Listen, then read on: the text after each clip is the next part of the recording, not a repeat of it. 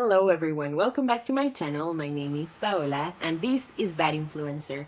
This is a series where I talk about books that I haven't talked about enough or at all in the last few years, and today's installment is all about retellings, specifically the top 7 retellings that I think you should read. Starting with Never Look Back by Lilian Rivera. This is a retelling of the Greek myth of Orpheus and Eurydice. It is set in the Bronx and it features Eurydice, who is dealing with PTSD after Hurricane Maria in Puerto Rico. She's now living in the Bronx for the moment with her aunt, I believe, if I remember correctly. And as a result of her dealing with PTSD, she's also being haunted by an evil spirit. And then we have Orpheus, who is a really charming bachata singer and guitar player. This book is so freaking romantic and lovely and dark and hopeful all at the same time. And it really has that moment of anticipation and peril and obviously hope that the original Orpheus and Eurydice myth has. I read this one because I really loved Lilian's debut, The Education of Margot Sanchez, which is another book that I highly recommend. I just love Never Look Back. I wish more people would give it a shot. So if you haven't, please go do it. I promise you will not regret it, especially if you love Hadestown or just are interested in Greek myth retellings in general. Ash by Melinda Lowe. This is a sapphic retelling of Cinderella. I talked about this before in my previous video all about the best books that I read because of BookTube. It's such a cozy and dark and hopeful book,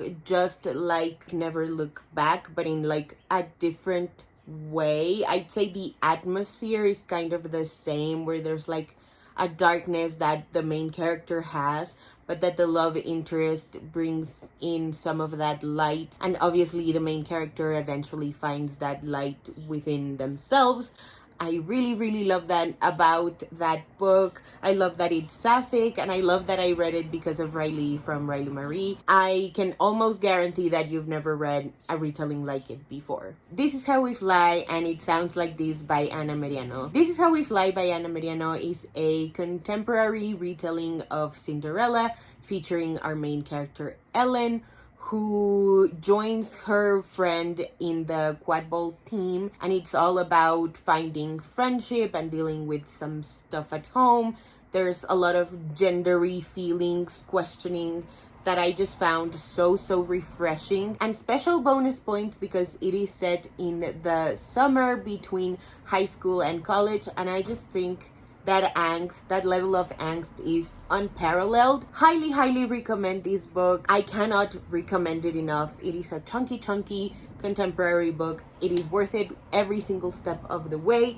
It is so beautifully paced. The characters are so solid. And this one I read because the premise itself was so interesting, but also because all of my friends couldn't help and still can't help themselves from singing Anna's praises when talking about her series Love Sugar Magic, that I have not read but will hopefully correct that. So Anna's name had always been on my radar pretty much since I joined BookTube. Again, I cannot say enough good things about this book. And then it sounds like this is a companion to This Is How We Fly. In this one, the protagonist is Yasmin, aka Ellen's little sister. She's in marching band. I think she's a junior. She might be a senior. No, I think she's a junior.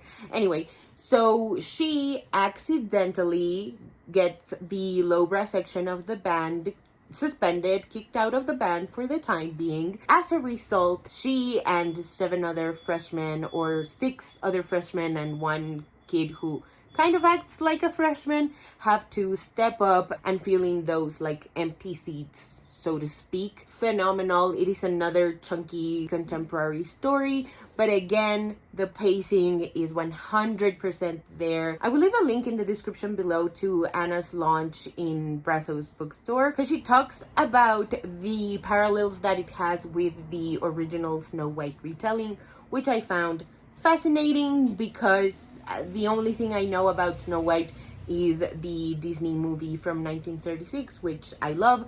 But anyway, Yes, I love this book. It's about family, it's about disability, it's also about questioning. And I just, again, cannot say enough good things about this fucking book. It's so good. Please just trust me and read this book. Love Letters for Joy by Melissa C. This is a contemporary Cyrano retelling, and it's about Joy, who is in high school. She's asexual, she has cerebral palsy, and she's never known romantic love.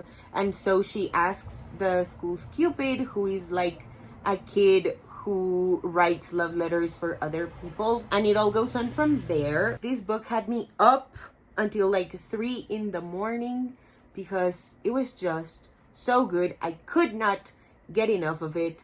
I love the antagonist. I thought it was really refreshing to have a bad guy like this one, especially in a contemporary story. It's also got the senior angst added to it. We have an autistic coded pansexual love interest who I adore so much, and it's got romantic love developed through emails.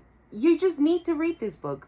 Please go check it out. I read this one because of the premise itself. A Cyrano retelling is the best way to get me interested in a book. I love that shit so much. Please go read Love Letters for Joy by Melissa C. Moving on to adult fantasy, His Beauty by Jack Harburn is a phenomenal Beauty and the Beast retelling where Isla, the beauty, is a badass bitch and the beast remains a beast. This is 140 something pages. It is monster romance. It's short, sweet, smutty, gory. I would highly recommend this one to horror fans or like romance fans who are interested in maybe reading a little bit of horror, maybe a little bit of romance in that as well, or like a lot of romance.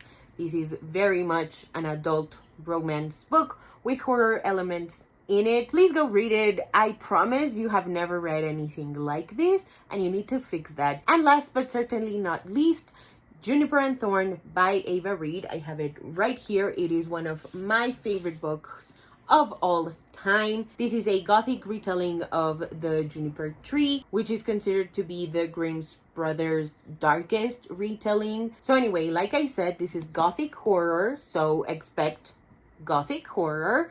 And it's about Marlene Shen, who has lived her whole life like cooped up in her house because of her abusive father. She and her sisters are the last remaining witches in the city that they live in, and they provide witchy services to people who their father agrees on for money. And so it's about Marlene Shen discovering her identity outside of her household via escapades, which are so fun. The romantic subplot, it is a subplot.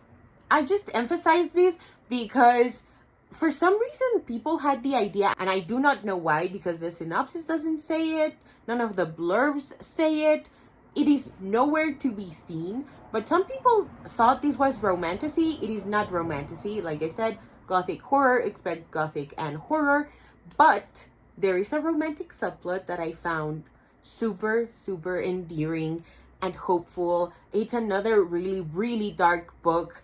It's also pretty gory, but it's so hopeful and unexpected. Like, Marlene Shen is not like a femme fatale. She's no Isla, like in His Beauty by Jack Harburn. Her strength is shown in another impactful, really powerful way, in my opinion. If you haven't read this book and you would like to, I highly suggest that you move it up to the top of your TBR. Alrighty, so that is it for today's video. Thank you guys so much for watching. If you haven't already and you'd like to, go ahead and hit subscribe, and I'll see you in the next one. Bye!